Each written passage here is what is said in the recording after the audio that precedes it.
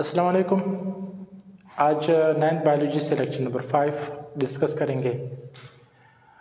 पहले मैं आपको लेक्चर नंबर 4 की तरफ थोड़ा सा ले जाता हूँ। लेक्चर नंबर 4 को हम लोगों ने सेल वॉल डिस्कस किया हुआ था। सेल वॉल को हमने कहा था कि ये आउटर मोस्ट बाउंड्री है फंजाई, बैक्टीरिया और प्लांट सेल में। एनिमल के अंदर वो एब्सेंट था। सेल वॉल को हम लोगों ने कहा था कि ये नॉन लिविंग बॉडी है या फिर डेड बॉडी है, नॉन लिविंग लेयर है। नॉन लिविंग से मुराद ये है कि अगर इसको कोई डैमेज लगता था तो ये दोबारा रिकवर नहीं होता था। आज के इस लेक्चर में जो है पढ़ेंगे वो है सेल मेम्ब्रेन या फिर प्लाज्मा मेम्ब्रेन। ये जो सेल मेम्ब्रेन या फिर प्लाज्मा ये नॉन ऑर्गेनली स्ट्रक्चर है। ऑर्गेनली और नॉन ऑर्गेनली हम लोगों ने पढ़ा हुआ था कल के लेक्चर में। तो आज के लेक्चर में सेल मेम्ब्रेन और या फिर प्लाज्मा मेम्ब्रेन, कोई भी नाम आप इससे पुकार सकते हो। आपको आज एक हिंट आपको पता चल जाता है कि इसको सेल मेम्ब्रेन क्यों कहते हैं या फिर प्लाज्मा मेम्ब्रेन इसको क्यों कहते हैं। ये आपके पास कोई सा भी सेल है, ये आपके पास कोई सा भी सेल है। तो इस सेल में अगर आप देखिए, इस सेल में जो आउटर मोस्ट बाउंड्री है, इस बाउंड्री को हम कहते हैं सेल मेम्ब्रेन, ठीक है, या फिर प्लाज्मा मेम्ब्रेन। अगर इसके अंदर आपके पास न्यूक्लियस भी मिलेगा और साथ साथ में आपको माइटोकॉन्ड्रिया भी मिलेगा। तो आपको और भी कई सारे स्ट्रक्चर्स आपको यहाँ पे मिल जाएंगे। देखिए, ये जो सेल का जो अपना लेयर है, ये वाला जो सेल का जो अपना लेयर है, सेल के इस अपनी लेयर को हम कहते हैं प्लाज्मा मेम्ब्रेन। प्लाज्मा मेम्ब्रेन, इस वाली लेयर को, ये जो ब्लैक में मैंने बताया हुआ है, इसको प्लाज्मा मेम्ब्रेन हम क्यों कहते हैं? क्योंकि यहाँ पे होता है साइटोप्लाज्म। यहाँ पे क्या होता है? साइटोप्लाज्म। तो यहाँ पे प्लाज्म में एक माया है, एक फ्लूइड इधर पाया जाता है जिसको हम कहते हैं साइटोप्लाज्म। तो इसने साइटोप्लाज्म को कवर किया हुआ है, यहाँ पे इसने इंक्लोज किया हुआ है साइटोप्लाज्म को। तो यहाँ पे साइटोप्लाज्म के बाद जो सिर्फ और सिर्फ ये वाला जो दीवार है या जो ये वाला जो मेम्ब्रेन है, इसको हम कहते हैं प्लाज्मा मेम्ब्रेन। अब यहाँ पे न्यूक्लियस है, न्यूक्लियस के इर्द गिर्द भी एक मेम्ब्रेन पाया जाता है, उसको हम कहते हैं न्यूक्लियर मेम्ब्रेन। यहाँ पे माइटोकॉन्ड्रिया है, माइटोकॉन्ड्रिया के इर्द गिर्द भी मेम्ब्रेन पाया जाता है। इसके साथ साथ अगर आप देखें, यहाँ पे एंडोप्लाज्मिक रेटिकुलम है, एंडोप्लाज्मिक रेटिकुलम का भी कोई अपना मेम्ब्रेन पाया जाता है। तो यहाँ पे जितने भी सेल के अंदर जितने भी मेम्ब्रेन्स पाए जाते हैं, चाहे वो एंडोप्लाज्मिक रेटिकुलम का हो, चाहे वो न्यूक्लियस का अपना मेम्ब्रेन हो जिसे मैंने बताया न्यूक्लियर मेम्ब्रेन, या फिर वो माइटोकॉन्ड्रिया का भी हो, माइटोकॉन्ड्रिया, ये इन सब मेम्ब्रेन को मिला के हम इसको कहते हैं सेल मेम्ब्रेन। मतलब ये मेम्ब्रेन भी, ये भी सारे मेम्ब्रेन मिला के हम इसको कहते हैं सेल मेम्ब्रेन। क्योंकि सेल के सारे मेम्ब्रेन्स को हम कहते हैं सेल मेम्ब्रेन। और अगर सिर्फ बैरोनी मेम्ब्रेन हो और जिसने साइटोप्लाज्म को कवर किया हुआ है, ठीक है, इंक्लोज किया हुआ है, इसको फिर हम कहते हैं प्लाज्मा मेम्ब्रेन। तो आज आपको पता चल गया कि प्लाज्मा मेम्ब्रेन और सेल मेम्ब्रेन क्या है। सेल मेम्ब्रेन क्या है या फिर प्लाज्मा मेम्ब्रेन क्या है, ये चीज़ें आज आपको पता चल जाएगी। देखिए, सेल मेम्ब्रेन पतला है, नाजुक है, पतला, नाजुक और लचकदार होता है, ठीक है। और साथ साथ में ये जो है आउटर मोस्ट बाउंड्री है। एनिमल सेल में प्लाज्मा मेम्ब्रेन या cell membrane outermost boundary है। तो this is a plasma membrane. तो ये जो प्लाज्मा मेम्ब्रेन है ये आउटर मोस्ट बॉडी है। किस में? एनिमल्स में। जैसे मैं एक एनिमल हूँ तो मेरे में जो है वो आपको सेल वॉल नहीं मिलेगा, लेकिन यहाँ पे आपको आउटर मोस्ट बाउंड्री जो आपको मिलेगी, this outermost boundary is called as plasma membrane और सेल मेम्ब्रेन, प्लाज्मा मेम्ब्रेन। इसके बाद चलो, ये तो आउटर मोस्ट बाउंड्री है, लेकिन ये लिविंग बाउंड्री है। सेल वॉल नॉन लिविंग था, ये लिविंग है। अगर इसको कोई डैमेज लग जाता है तो ये खुद को रिपेयर कर सकता है, ये लिविंग बॉडी है। ये साथ साथ में ये क्या है? ये लिविंग बॉडी भी है, ठीक है। अब यहाँ पे कुछ और चीज़ें बता दूँ। कुछ ऐसे सेल्स होते हैं जिनमें जो प्लाज्मा मेम्ब्रेन है वो आउटर मोस्ट बाउंड्री नहीं है, जैसे कि फंजाई, प्लांट सेल, बैक्टीरिया, उसमें सेल वॉल पाया जाता है। तो उसके ऊपर सेल वॉल है, सेल वॉल के बाद फिर आपको सेल मेम्ब्रेन मिलेगा, मतलब जो नीचे सेल वॉल के नीचे पाया जाता है। फर्ज करिए ये सेल वॉल है, ये क्या है, ये सेल वॉल है।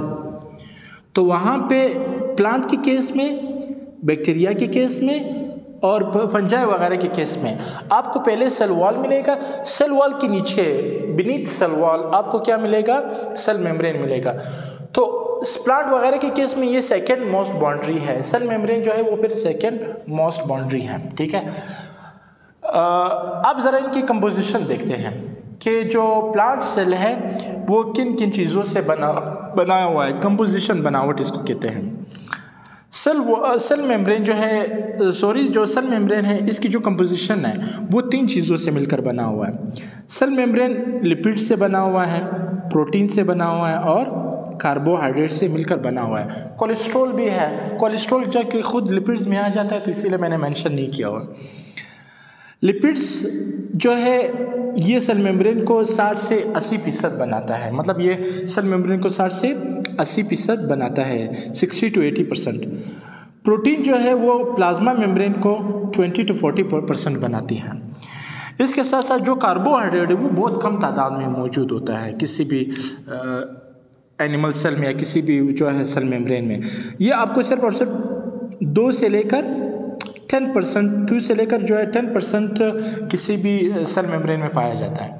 ये बात आप याद रखो कि सेल मेम्ब्रेन किसी का छोटा होता है, किसी का थोड़ा सा बड़ा होता है। मुख्तलिफ जानदारों में सेल मेम्ब्रेन थोड़ा सा वेरिएशन आपको मिलेगा, थोड़ा सा आपको चेंजेस सेल मेम्ब्रेन में आपको मिल जाएंगे।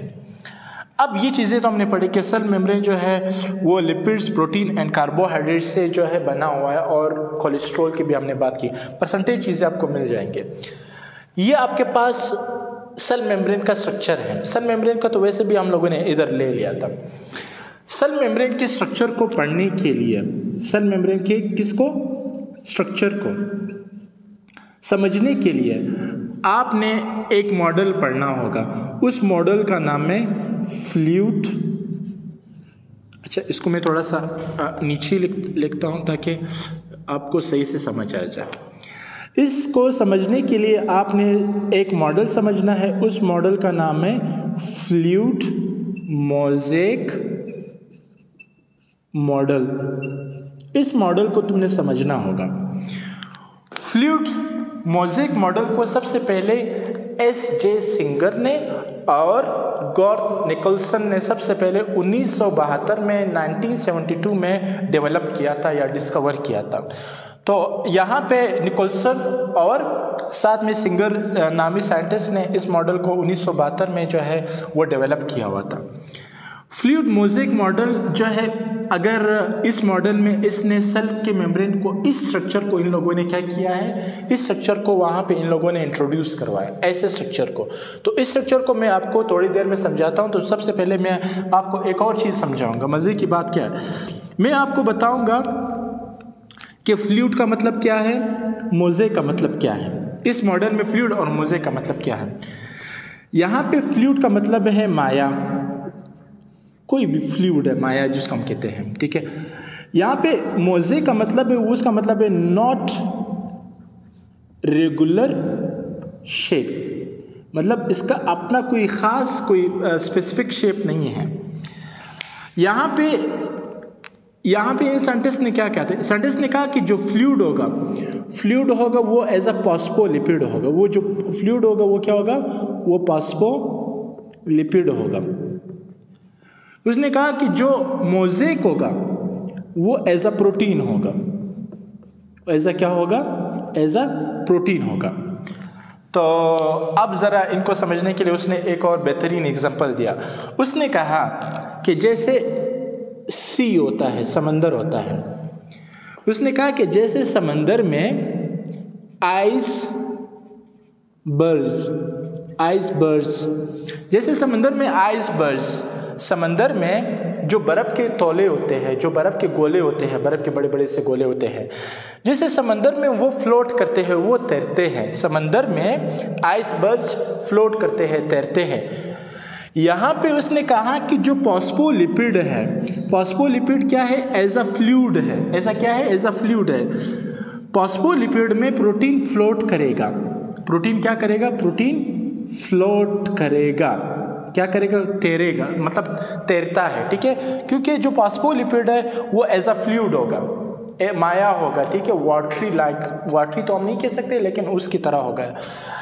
फिर उसने कहा कि वो जो फॉस्फोलिपिड जो एज अ फ्लूइड वर्क करता है वो वहाँ पे जो प्रोटीन के मॉलिक्यूल्स है वो वहाँ पे एम्बेडेड होंगे या फिर वहाँ पे वो दंसे होंगे या वो वहाँ पे हल्के से फ्रीली हम ये कह सकते हैं कि वहाँ पे फ्लोट भी कर सकते हैं। तो यहाँ पे ये चीज़ें उम्मीद है कि आपको समझ आया होगा, यहाँ पे ये वाली चीज़ें कि फॉस्फोलिपिड जो है वो एज अ फ्लूइड को रिप्रेजेंट कर रहा है और प्रोटीन एज अ मोज़ेक को। और ये बात यहाँ पे ये भी बताता चलो कि जो इसका मतलब है नॉट रेगुलर शेप, प्रोटीन का कोई भी रेगुलर शेप नहीं होता है। मिसाल के तौर पर आप किसी भी पत्थर को ले लो तो पत्थर कोई छोटा कोई बड़ा, कोई इर्रेगुलर, कोई किस तरह कोई किस तरह। तो प्रोटीन का जो सेल मेम्ब्रेन में प्रोटीन होते हैं उसकी जो स्ट्रक्चर होती है, प्रोटीन की स्ट्रक्चर, वो कोई ख़ास स्ट्रक्चर नहीं होती है, थोड़ी सी कभी किस तरह होती है कभी किस तरह होती है, जो हम आपको बताएंगे। ये आपके पास स्ट्रक्चर है जो फ्लूइड मोज़ेक मॉडल में इस स्ट्रक्चर को डिस्कवर किया हुआ था। इसमें आपको 2 लेयर्स, इस मॉडल के मुताबिक प्लाज्मा मेम्ब्रेन के 2 लेयर्स होते हैं, एक लेयर ऊपर और एक लेयर नीचे। तो आपको 2 लेयर ऐसे मिलेंगे, ऐसे आपको कितने लेयर्स मिलेंगे, 2 लेयर्स। ऐसे ये हुआ एक लेयर्स और ये हुआ दूसरा लेयर्स। तो फ्लूइड मोज़ेक मॉडल में 2 लेयर्स को बताया गया। ये जो 2 लेयर्स हैं, उसने कहा कि ये जो 2 लेयर्स है ये इसको हम कहते हैं लिपिड बाइलेयर या फिर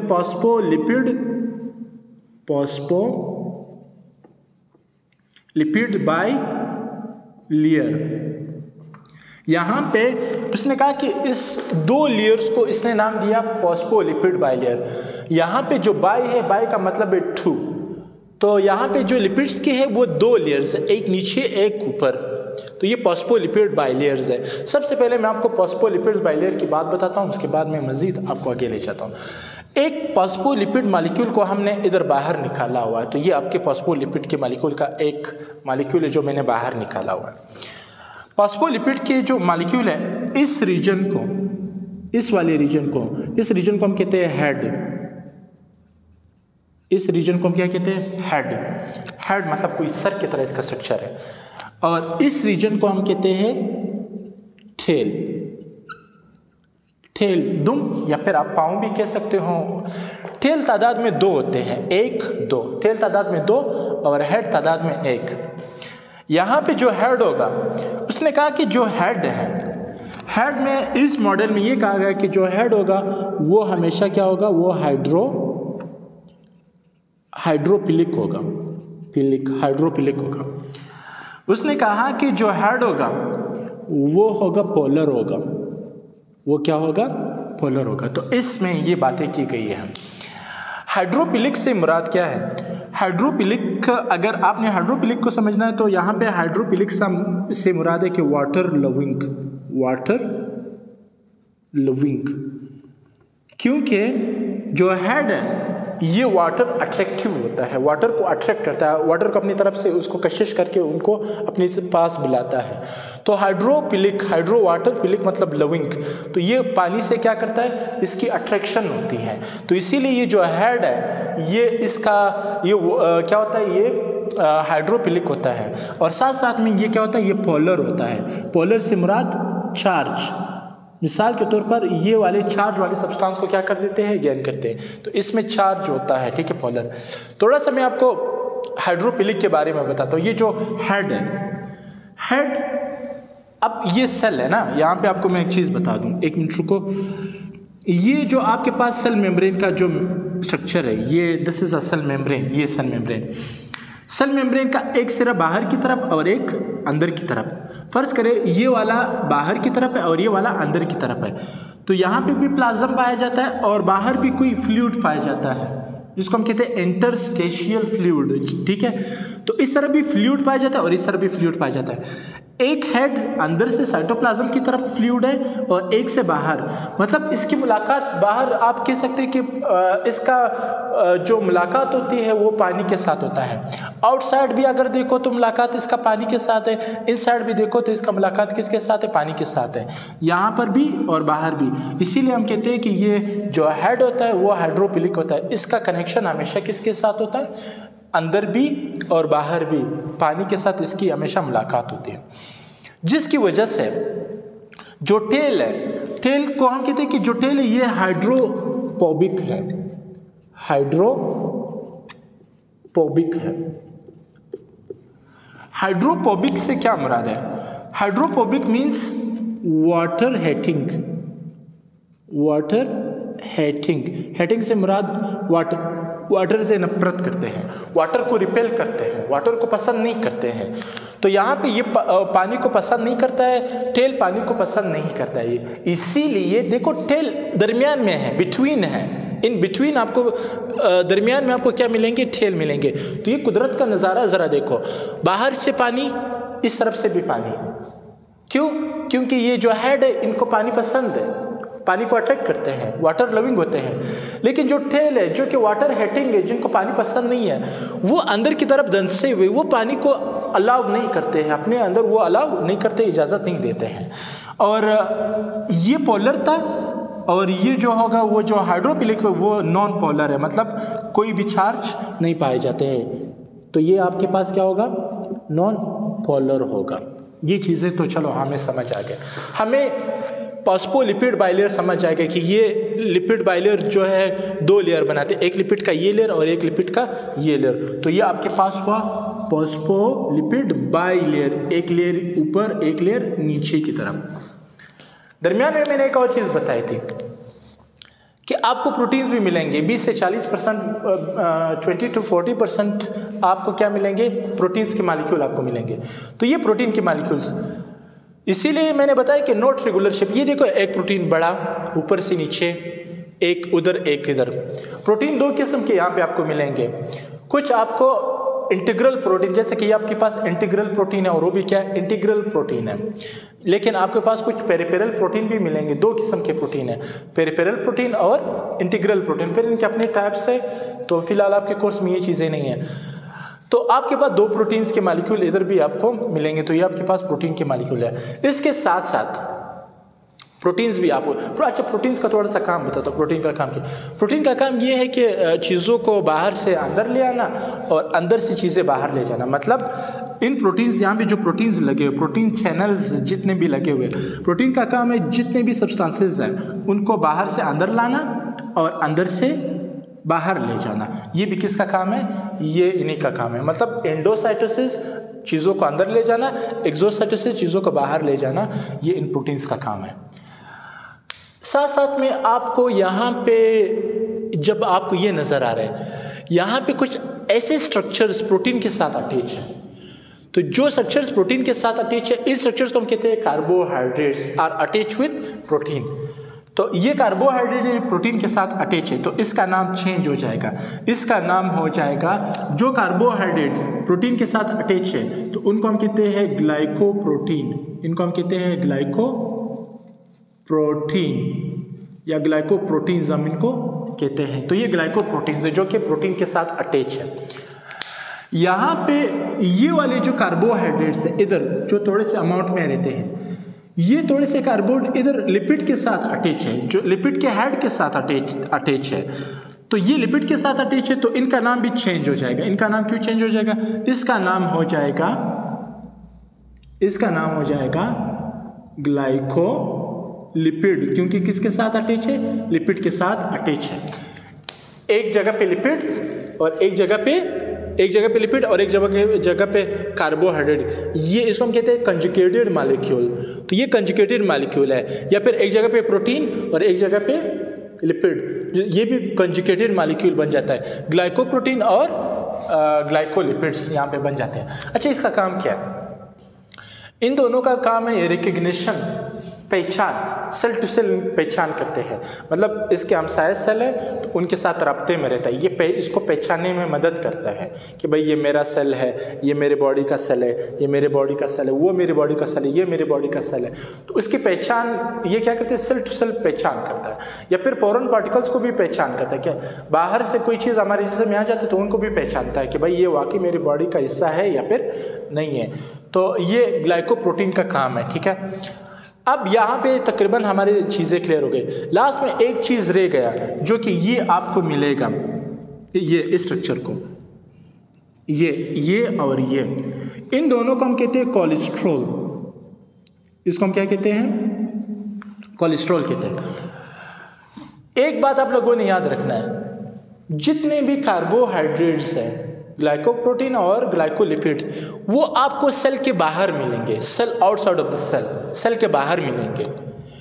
लेकिन जो कोलेस्ट्रॉल होते हैं, कोलेस्ट्रॉल सेल के दरमियान में आपको मिलेंगे, इन बिटवीन आपको मिलेंगे। ऐसे दरमियान में आपको क्या मिलेंगे, कोलेस्ट्रॉल की तादाद आपको मिल जाएगी, जो कि बहुत कम तादाद आपको मिलेगी। तो यहाँ पे आपको कोलेस्ट्रॉल का काम क्या है, कोलेस्ट्रॉल का भी थोड़ा सा काम बता दो। कोलेस्ट्रॉल का सबसे पहला काम तो ये है कि ये जो है चीज़ों को रेगुलेट करते हैं। और दूसरी बात ये है कि यहाँ पे जो मेम्ब्रेन है ना, इस मेम्ब्रेन को थोड़ा सा लेस परमिएबल बनाते हैं।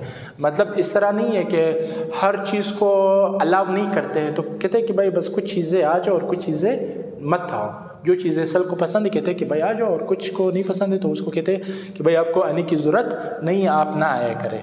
तो ये हमने जो मुकम्मल पढ़ा वो फ्लूइड मोज़ेक मॉडल हमने पढ़ लिया, जो कि सिंगर और निकोलसन ने जो डेवलप किया था 1972 में। ये चीज़ें हमारे पास हो गई। जगह कम है तो थोड़ा सा मैं आपको फंक्शंस बताता हूँ कि सेल मेम्ब्रेन का फंक्शन क्या है, सेल मेम्ब्रेन का काम क्या है। सेल मेम्ब्रेन का सबसे पहला काम ये है कि ये क्या करते हैं, ये रेगुलेट करता है। क्या करता है, रेगुलेशन का काम करता है। क्या रेगुलेट करता है, उन चीज़ों को रेगुलेट करता है जो सेल से बाहर जाते हैं और सेल से अंदर आते हैं। फर्ज करो कोई भी सब्सटेंस है, सेल के बाहर जाता है और कोई भी सब्सटेंस है वो सेल के अंदर आ जाता है। जो चीज़ें सेल से बाहर चले जाते हैं उसको हम कहते हैं एक्सोसाइटोसिस।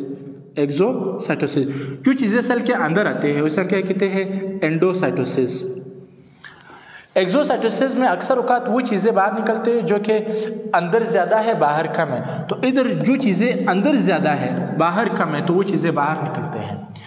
अब कुछ चीज़ें बाहर ज़्यादा है और अंदर कम है तो वो चीज़ें बाहर से अंदर आ जाते हैं। तो ये इस दौरान काम हुआ, रेगुलेशन बरकरार हुए, सेल का जो माहौल है वो बरकरार हुआ। मतलब ना अंदर ज़्यादा चीज़ें बढ़ रहे हैं ना बाहर ज़्यादा चीज़ें बढ़ रहे हैं। तो ये काम है रेगुलेशन। दूसरा काम ये है कि चीज़ों को अंदर आना और बाहर ले जाना। ये भी किसके थ्रू होता है, ये भी सेल मेम्ब्रेन के थ्रू होता है। अगला काम ये है कि एक सेल के अंदर वाला माहौल है और एक सेल के बाहर वाला माहौल है, inside of the cell environment और outside of the cell environment.